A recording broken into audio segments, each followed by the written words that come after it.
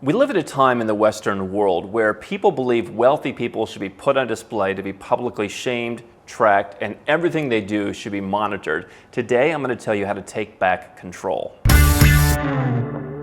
What I've told you over the years is that I believe the average person doesn't know the difference between who has $10 million and $1 billion. And so the public complains about billionaires as the evil forces that are making their lives more difficult, when the reality is the world is just becoming more distributed. And so you see situations recently like Louis Vuitton's CEO who said he's selling his private jet because he doesn't want to be tracked. He's simply going to charter jets and he's going to take back his privacy. The same thing happened to Elon Musk. No one seems to care about these people's privacy, and yet they want Apple to have plenty of privacy on their phone. What's good for me is not needed for thee, the saying goes. I'm Mr Henderson. I'm the founder of Nomad Capitalist. We help 7- and 8-figure entrepreneurs and investors legally reduce their taxes overseas, take back control and grow their freedom with dual citizenship, and find opportunities in countries all around the world. You can learn more at nomadcapitalist.com. And we believe here that just because you have become successful doesn't mean you should be put on public display, doesn't mean you should have Twitter accounts tracking your every move, doesn't mean you should have your health and safety threatened. So I'm going to talk about the ultimate asset protection that you can do, because you see other headlines. You see controversial radio hosts being sued for $1 billion and then being sued for literally multi-trillions of dollars. Whether you agree with people's controversial statements or not, whether you think they're good people, bad people, I'm sure we can say some of the people who are being targeted are not the best people. But does that mean people shouldn't be able to speak, or that people should be able to just come and, hey, here's your trillions of dollars in damages? Should we bankrupt people? Should we do so in a punitive way?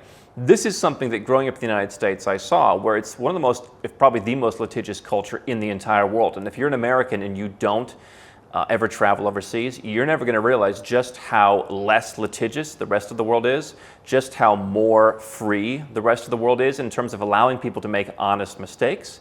And I'm not saying everyone who does something wrong is an honest mistake, but why is it that people need to know where your jet is flying? What business is it of theirs? So you see Kanye West being sued for $250 million. He made a statement. Again, you agree with the statement, you don't agree with the statement. What is the basis for someone taking $250 million of his wealth? What kind of defamation earns that? And so I'm not defending all the actions of these people. What I am saying is you need a strategy, and I believe that strategy is being more international. So a couple things you can do to have ultimate asset protection. Number one, I think just being a more ethical person, staying out of the limelight is probably not the worst thing to do. Being straightforward. That's obviously the first thing to do, because getting into these Twitter feuds with people. You saw Elon Musk got sued years ago for making some statement about a guy, in some kind of diving case. So just stay away from that kind of stuff. That's basic. I would also suggest staying out of challenging businesses. And as I look at different things to invest in, I talk to folks and they say, oh, this business is a little controversial in this way. And I'm saying to myself, you know what? I've seen the price of being in something that some people consider controversial. I want to stay away from controversy. As a very risk-averse person, I want to stay away from controversy going forward. And so I'm looking at stuff to invest in where it's just level and smooth. I also, on the international side, want to live outside of countries that have crazy laws. And so again, growing up in the United States, you see people getting sued for all kinds of stupid stuff. You see the craziest judgments, and it's often hundreds of thousands, millions of dollars, tens of millions of dollars. There's a quote that says, you can't really afford to defend yourself in the United States unless you have $10 million, because you hire very expensive lawyers. The government has unlimited resources. If it's a civil case with non-government plaintiffs against you, they may have someone who, some ambulance chaser who takes the case on contingency, who takes it as some kind of pro bono work, who takes it because somebody's in the public eye and there's kind of a publicity benefit, there's a perceived civic benefit. Hey, we're going to go after the evil successful person. Now let's be very clear. In the Western world right now, if you're successful, you are just considered to be a bad person. Where I grew up, and I learned from this, the wealthier the person, generally the more honorable they were. And I'm not here to say that just because you're not wealthy, you're not honorable. What I'm saying is, growing up in Ohio, all the wealthy people I know their word was their bond, and they did what they're supposed to do. And so when I travel around the world, I do see in some other countries that's not as much the case, and it personally bothers me. Going back to number one, I think being ethical is a great way to protect your assets. And yet, we're acting in Western societies now as if we have oligarchs in charge. They actually use that word because they want to play off of the association that people have with like a Russian oligarch, and they're connected with Putin, and there's blood money, and they did all kinds of crazy stuff. And like now they want to make it sound like some of the billionaires in the United States did that.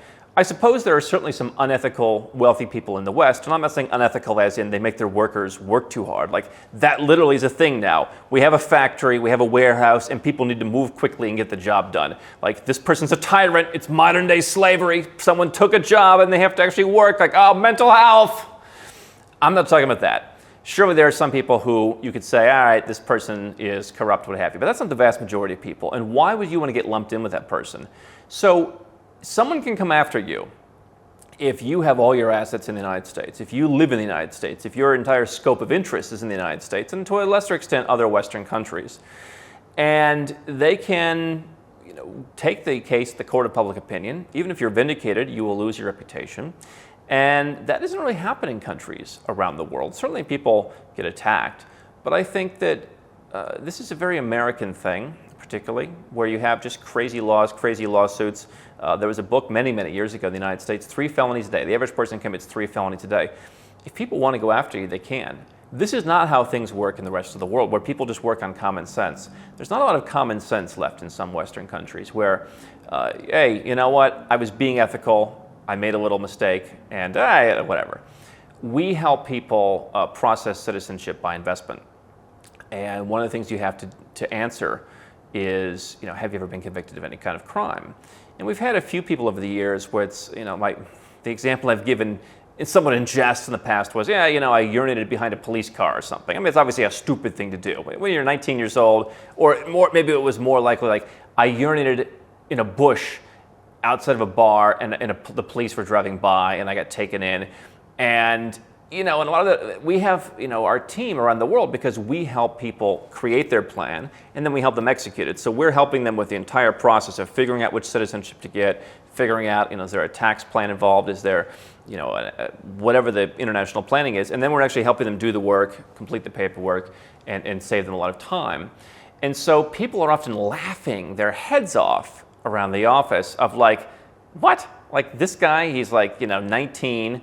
And he was peeing in a bush, and they took him in, and they charged. It's like, where we live, they just be like, all right, keep it moving, let's go. It'd be like the way it used to be. But now, especially in the United States, every single thing is this great. Like, oh, you're a pedophile, and you're this. Like, you're peeing in a bush. I mean, like, I walked down the street not too long ago in somewhere where I live. In broad daylight, there's a guy right off the sidewalk, like in a little bush. And I'm like, this is a little disgusting, quite frankly. But it's not really seen the same way. I don't think the guy's worried about the police going to come and throw him in jail. And then he's going to have to report that if he ever wants to get Dominica citizenship. And so it's kind of an unfair thing to do if you're from a Western country where, you're more likely, I mean, obviously, more serious crimes are going to be treated, the same way everywhere. I'm not advocating people to go out and commit any kind of crime, petty crime included. But it seems like there's certain things where, like, just the stupidity of youth, it's much more frowned upon. And so in the same way, you can be attacked. And if all your assets are in the United States, I'm not saying you should. I think you should do everything fully above board. I'm the goody two shoes of the offshore business, but you have the right to have a legal, reported, government compliant, as in you filed the appropriate forms. The U.S., for example, they want to know where your foreign trust is. They want to know where your foreign bank accounts are. I encourage you to do all that. But at least you can make it a little harder for people who want to come and sue you for $3 trillion. Maybe one of the other answers is that your business is more diversified. We started Nomad Capitalist a decade ago talking primarily to Westerners. I come from the U.S., that's what I understand, but what we found all along the way was there are folks from every corner of the world who'd like to work with us, and that gives us diversification. What happens if something happens in the United States with the economy, for example, and Americans just there aren't as many of them, right? I look at folks in our business, they'd be like, I only help Bitcoin clients. Okay, well, what happens when Bitcoin drops by 70%? You're out of business, essentially. And so you could say the same thing about a country. You would like your business to be diversified so that you're not reliant on a place where the people are against you and your asset protection is weak.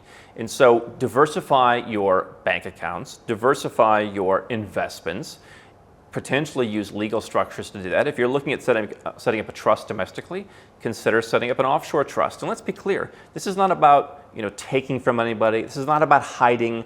This is not about doing anything untoward.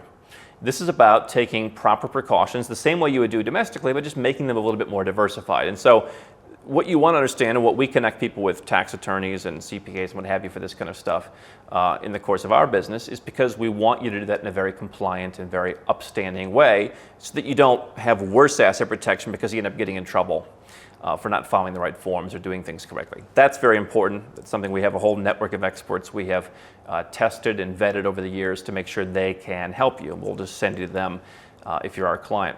But you want to be diversified around the world, including in countries where if they heard that you were urinating in a bush at 19 years old, at 3 a.m. outside a bar, they wouldn't assume that you were a criminal mastermind. They would just assume you're a dumb kid and let's keep moving. I genuinely believe that if you don't have not only the financial diversification, but also some physical diversification, if you don't have a second home somewhere else, if you can afford a second home, get a second home, get residence in another country, get citizenship in another country, you may need at some point for your safety to be somewhere else. And I believe that a lot of people in the Western world might be more safe under some upcoming circumstances living on a Caribbean island where they got citizenship by making a donation, and maybe they could buy a house there at some point. Or, getting a citizenship and then going and living somewhere else part of the time, or being ready to go and live there. Because when you have multi-billionaire CEOs selling their jet because they're worried about their safety, they can do that. And they have lots of options. No doubt if you've got $10 million, $20 million, you also have options, but not as many as a guy with $100 billion.